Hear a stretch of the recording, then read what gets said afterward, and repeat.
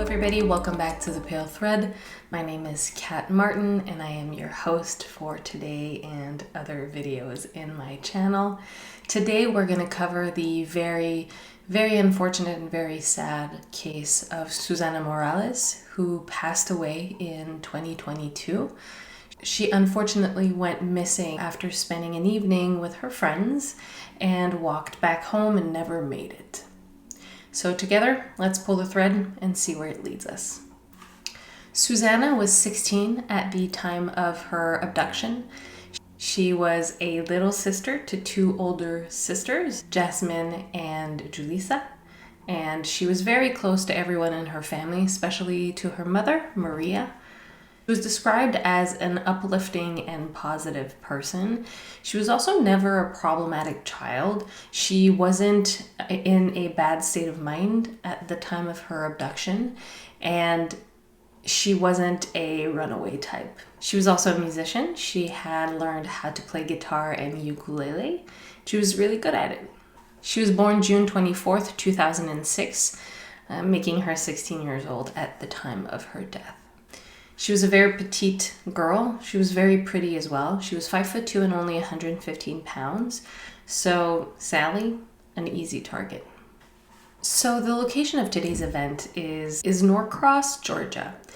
It is a smallish town, and sadly it has a very high crime rate. Her specific county, named Gwinnett County, had a 40 out of 1,000 residents crime rate, which is higher than most cities in America. You basically have one chance out of 25 to be a victim of a violent or property crime.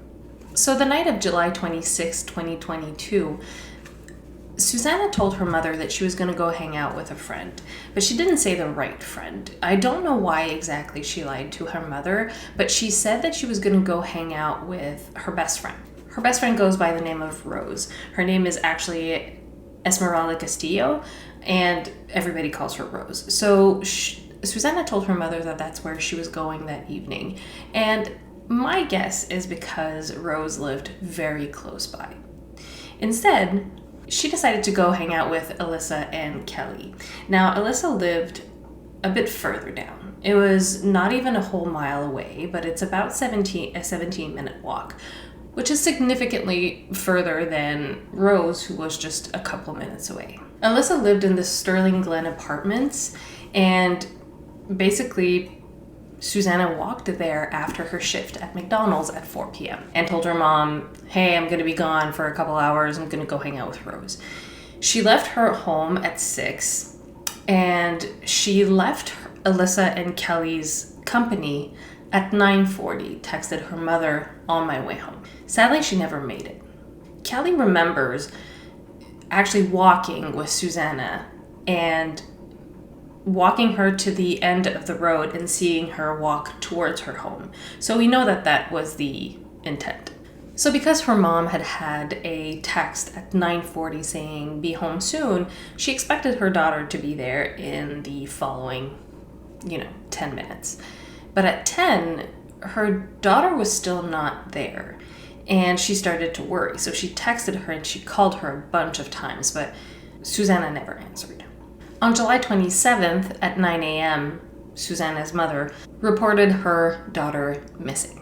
The Gwinnett County didn't do much. They said that they had to wait 48 hours, which is not true. The 24-hour rule is actually not a thing. They will suggest it in case the person comes back, and not to have too many false alarms, I'm guessing. But the idea that you're telling a mother of a 16-year-old that walked home alone around 10 p.m. at night that she needs to wait 48 hours before doing anything with the police, which is really ironic. And I saw this in a comment in a video. Someone said, so the police will tell you the first 48 hours are crucial. There's even a show called 48 Hours. They'll tell you 48 hours are crucial, but then that police department said, don't bother us until it's been 48 hours. Because she was 16 years old, they took for granted that she was a runaway. And although Maria repeated multiple times that it just wasn't the case, Maria wasn't unhappy, she wasn't problematic, she wasn't in any type of trouble, there would be no reason for her to run away. The police didn't listen. Thankfully, not only did the family, but the friends acted quicker than the police did. So they started asking around, they started searching right away. They didn't wait the 48 hours. Even 48 hours later, the police still thought that Susana was probably still a runaway and no foul play was suspected. Something that was strange, Susana had an application on her phone called Life 360. And this is a localization application. So example, I would have this on my phone for my husband, example, to get a notification if something stressful happens to my phone. And that's exactly what happened with Susana. Her phone on that application sent out a distress notification to people who followed Susana on this application. This notification was basically a sudden motion alert on her phone. This could have been triggered by a multitude of things. If the phone was damaged in any way, if the phone felt as if the phone had stopped abruptly, things like that. So if she was in a car accident, the phone could be able to detect this. If she had thrown out her phone and it had smashed on the ground, maybe that would send out an alert. So some of her friends got that notification. Police did look at the location of Susana's phone. Last time that it pinged, it was on a major road in the area called Steve Reynolds Boulevard. The worrying thing about that is it's in the opposite direction of Susana's home, which would fit if she was walking towards her home and someone snatched her or her phone, not her, just her phone, and decided to go the complete opposite way. That would make sense. Police was also able to find the last footage of Susana by looking at cameras that were in the area. And there was a sighting of Susana on the road on her way to her home. And I believe it's Singleton Road, which is the same road that her friend saw her take after they parted ways, after that little shindig they had that evening. That sudden movement alert came in at 10:29 p.m. That would make sense for a timeline. Texted her mom at 9:40, be here soon. Then you chit-chat a little bit, start walking home. The walk is about 17 minutes. Shortly thereafter, the phone sends out the alert, and we figured out later that it was because someone threw out the phone and it ended up on that very passing road. So probably someone and it wasn't there anymore when they went back to C2. So probably either it was dragged somewhere because cars were rolling on it, or someone found it and left with it and just wiped it. But yeah, so that's the timeline. So this went on for about 2 weeks. People were looking around the area where the phone pinged. People were making flyers. The community mobilized a lot more than the police did. After 2 weeks, she was still labeled as a runaway, and police weren't too worried about her. Pretty sure she would come back at some point, but she was never flagged as in danger. 6 months after Susana's disappearance, a man named Matthew Gilbert was driving down the Highway 316 when he saw a bit of an opening in the woods. This was near Drowning Creek Road in Dacula, and he was basically just looking for a spot to go for a walk. And he wanted to clear his mind. He apparently had a tough day and he just wanted to go for a stroll. And a bit into his walk, he stumbled upon scattered remains and he called the police. Police mobilized and met up with Matthew, where he shared where the location of the bones were. At that point, it had been 6 months since Susana's disappearance, and if it was her, that would match up. Only bones would be left. She was found naked. There was no clothing around her, which means that she was most likely dumped there, and no other belongings were found of Susana's close by. It was pretty late in the day, so basically they secured the scene and left for the night, and they came back the next day. When they started up the search again, search of the area with, of course, the police officers and the crime scene technicians, they were walking around. They found not too far away from Susana's remains, they found a Glock 19 gun with a little flashlight attached to it.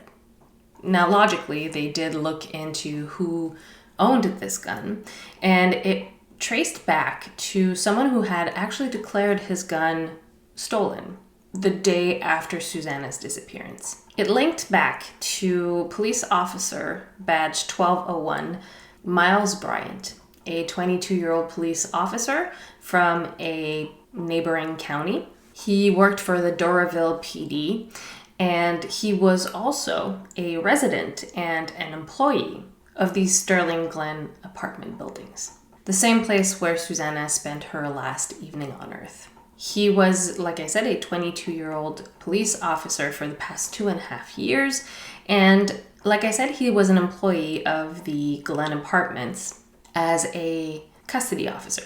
Now, I had never heard that term, but a custody officer is basically someone to which you give rent for free, and you hire them as either security or to make sure that people who live in your apartment buildings feel safe, and if they need anything, they can just basically go to that person and get assistance. My humongous issue with this part of the story is I just mentioned that he's a representative of safety. He is a police officer and has been for a while now, yet he has a criminal past. So he's been responsible for harassing women, burglarizing women, sexually assaulting women, and stalking. And he's hired as a police officer in a position of power.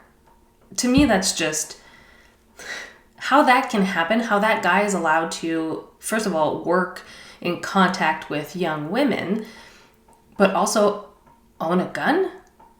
Anyways, so they find footage of when Miles Bryant reported not only his gun, but his wallet also stolen from his truck. He basically calls the cops and they show up and he explains that, he forgot to lock his truck door. And as he was doing some errands with his girlfriend, someone opened the door and took his Glock that was in the safety box at the foot of the passenger side. He says that his wallet has also disappeared, and the officer is basically taking his statement, wishing him good luck finding his stuff.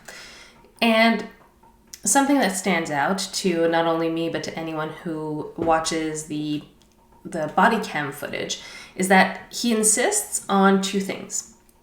One, that his stolen gun be reported to the GCIC, which is the Georgia Crime Info Center. So basically he wants it on record that this was stolen. But then he also mentions that, detectives shouldn't be looking into this because, they have better things to do. So he says those two things, that he wants it on the GCIC and, detectives should, not bother.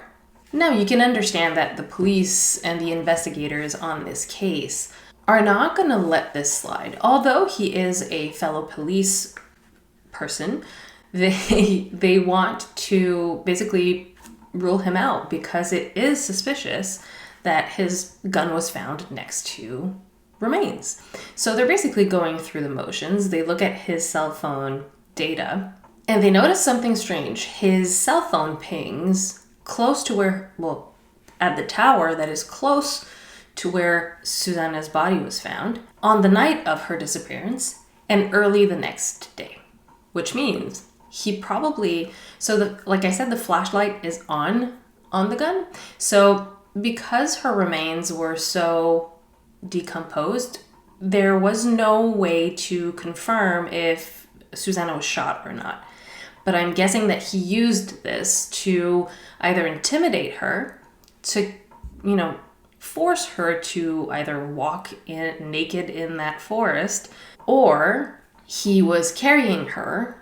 Maybe she had already passed. They say she passed between 10 and 2, so 10 p.m. and 2 a.m. So the theory is that he was using maybe his gun to see his way around that wooded area, and then he lost the gun, or he just closed the light for a second, dropped it. I think he had it on himself, and because he was struggling for multiple reasons, I think it fell out. And then the next day, well, he thought, hey, I need to go get my gun back. So he went back. But this idiot, who's an actual police officer, didn't leave his phones at home, because both his personal phone and his work phone both pinged at that tower. A week after Susana's remains were found, they approach Bryant a bit more seriously. They're trying to act really chill at first. They meet him at his apartment building, and he's with a friend, so they seem to be on their way out. And the police officers are very nice, very polite, acting as if, chummy. They're both, in the force. So, I'm just trying to figure out what happened. They ask, have you asked around if anyone knows who Susana is, or if anyone has seen Susana? He's like, no. Some kids were talking about it, but not extensively. And they didn't see anything. They were just talking about the fact that it was on the news and things like that. And now they ask him to come to the station. And he was already a bit nervous, but you can see that his stress level really amps up when they ask him to come to the station. He's a bit reluctant at first, saying that he's busy, that he had plans, but then he follows them, and they didn't put him in handcuffs, trying to show him some respect, trying to also gain his trust, I feel like. So they get to the station and they start the interview. And at first, the lead detective, she's a lady, and she's asking very light questions. So you've never seen her, so you don't know who Susana is. No, never seen her. She also asks if he's ever been at the location where the body was found, and he says no, never. And at some point, the detective becomes a bit more transparent, and she's like, listen, we did confirm that the gun that you reported stolen was found next to Susana's body. And he's like, no way, whoa, that's crazy. And she's like, I know, probably means that the person who, dropped the gun is probably the person, who killed Susana. They're probably involved. And he's like, oh my God, that's so crazy. And then she turns on him and she goes, listen, we have your cell phone data. We know that you were there. And he tries to justify the fact that he was in that area. He said that he was arguing with his ex and he just needed to run away from her, and that's where But then why did you say that you never went there? And on the same night when she disappeared is very sketchy. Anyways, he's very, very nervous. They confront him about the fact that he looks nervous, that he is nervous, and he says, well, yeah. And he also states that it's weird because he's now in an interrogation room, that he feels like he's being questioned as a serious suspect. And they're saying, well, basically one of the guys goes, how is it not you? Explain to me how this isn't you who did this. Everything points to you. And he just keeps saying, it's not me. I don't know. I would never do that. It's just not who I am. I would never do something like that. When you know that he has a history that's really, really sketchy, please. Anyways, they end up charging him with malice murder, which is murder with intent. They don't have first degree or whatnot in Georgia, apparently. So malice murder and felony murder, because there was kidnapping involved. And before they put the cuffs on him, they leave the room, and you can see that he knows that he's being filmed, of course, because first of all, he wants water, so he just picks up the little cup and he shows it to the camera going, that's just the reason I'm getting up, and he just asks for water and he gets it. But you can see that as he's waiting, he's trying to act confused, how did this, what happened, it's not me. And you can see that he knows he's being filmed. He was detained, of course, and until his trial in summer 2024. He pled not guilty, and basically the defense didn't provide any witnesses, but the prosecution had 8. He also chose not to testify in his own defense, which is usually pretty smart because you can put your foot in your mouth and you kind of make yourself look guiltier. I know that pleading the fifth also looks pretty bad, but sometimes it's better. It's just better, to shut up. We had multiple witnesses, like I said. One of them was a jailhouse informant, and those are not usually the most reliable sources, and I wasn't able to find if he got anything for his testimony, because usually that's how you put doubt into a jailhouse informant testimony. You point out the fact that if they testify, they get something out of it. And here I didn't see anything. I read multiple articles and there was nothing stated. He said that in the conversation with Bryant, basically Bryant said that because there was no DNA evidence, no blood, no semen, no nothing, that they had nothing on him. He also made a very strange statement where he said someone could get the death penalty for this. And the other guy, his name is Michael Jones, he said, no, you have to do something more brutal than that to get the death penalty. And what Bryant answered was, well, right now they only have me for this one. Again, how reliable is that? I don't know. I don't know if he got anything for it. I just know that usually jailhouse informants put their lives in danger by being rats, basically. So I tend to still have some trust in those type of statements, but yeah. His ex also stated that they were, on that day, they were arguing a lot back and forth, calling each other a lot, and it wasn't a pretty scene, and that might have rattled him up. Maybe that was one of the factors that got him upset. During the trial, they also brought up the fact that he has broken into teenagers' homes and stolen their underwear. He also, in his cell phone, they found things that were very worrying. Like he had searched a little bit after the day she disappeared and a little bit after the day that she was found. They found searches on his phone. Searches like how long does it take for a body to decompose. He also had recorded himself sexually assaulting his ex-girlfriend when she was either sleeping or she wasn't able to react. So I don't know if unconscious or something, but yeah. He also had a habit of going into women's phones, looking to see if there were any private videos or, pictures, and then sending them to himself. On the night of Susana's disappearance, he did just that. He went into a gas station and he started chatting up the cashier. He was in uniform. He told her that he had an issue with his phone and he needed to use hers. She unlocked hers and gave it to him.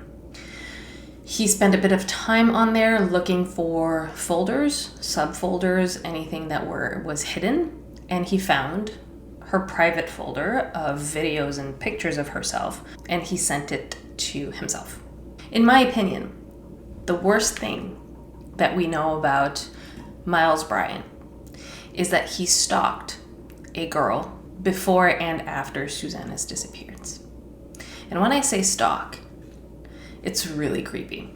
The girl he stalked, her name is Elisha Bates, but I heard people say it Alicia, and I'm just scared that I'm gonna say it wrong, so I'm just gonna call her Miss Bates. Now, Miss Bates was friends with Miles Bryant in middle school and high school.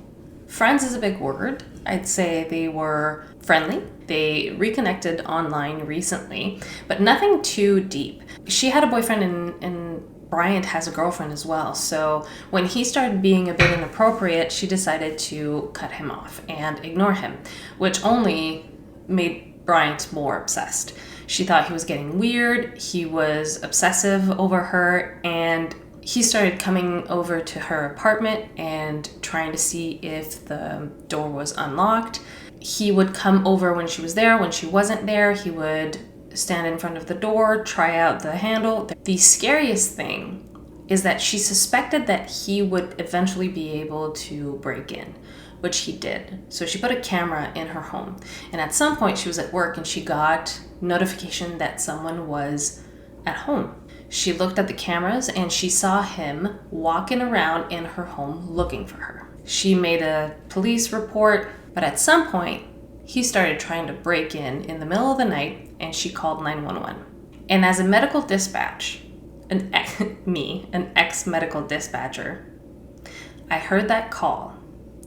and I wanted to strangle the operator. She is so dismissive of what Miss Bates is saying. She's saying someone's trying to break in and I know who it is. How come you know who it is? It's, who is it? And then she says, it's Miles Bryant. And the operator is so dismissive and so rude by basically calling her a liar, saying he wouldn't be trying to break in if nothing happened. You're not telling me the whole story. As a dispatcher, it's none of your fucking business. You just have to say, if someone's saying someone's breaking into my apartment, she was saying like he's putting his weight on the door. He's trying to break into my home. And, oh God, she goes, I'm telling you, I'm not lying. Like I'm not hiding anything. He's just trying to break into my home. Did you guys date? No, we didn't date. Like he's just a friend from high school. Well, then you're not telling me the whole story. It doesn't make sense.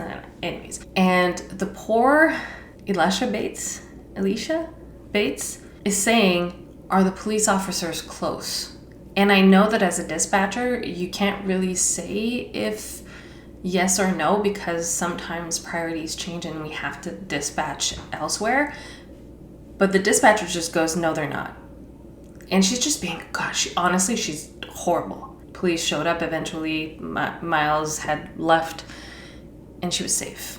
She testified and the prosecutor asked, what do you have Miles Bryant under in your cell phone? And Miss Bates says, Miles the stalker, and there's an axe emoji and a hole. That to me, like the footage where you see him walking around in the house is it's just so creepy. Poor girl. I'm just happy that she's safe, to be honest, because she got lucky, because that guy's dangerous. Detective Angela Carter was the one to bring up the phone searches and things that she found suspicious on Miles Bryant's phone. And it happened a couple times during the trial. People would get really emotional. So Lieutenant Biggers seems to be one of the people who didn't believe that Susana was a runaway.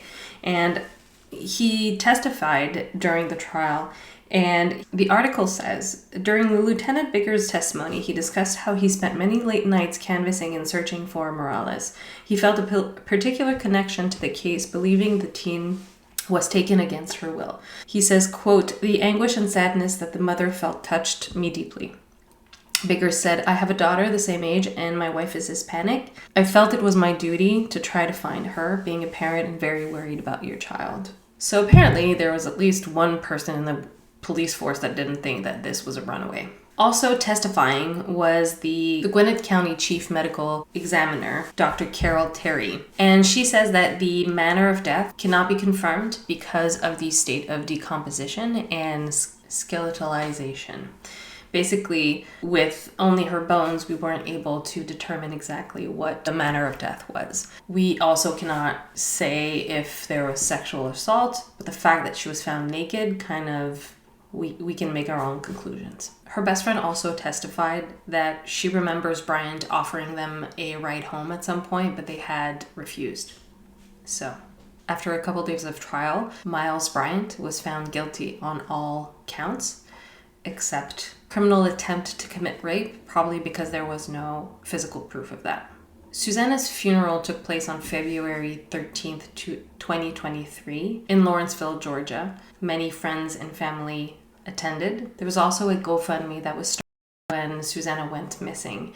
And on an Instagram post, it was stated that the GoFundMe was now converted into a funeral campaign to help pay for the costs. This is somewhat of a positive ending to a horrible story. Susana was only 16 and she had a long, beautiful life ahead of her, and a monster, as the prosecution would say, a monster took that away from her. I'm happy that the family and the close ones can have a bit of relief knowing that justice was brought, but we all know that that doesn't bring back the loved ones. So my thoughts are with the family and friends.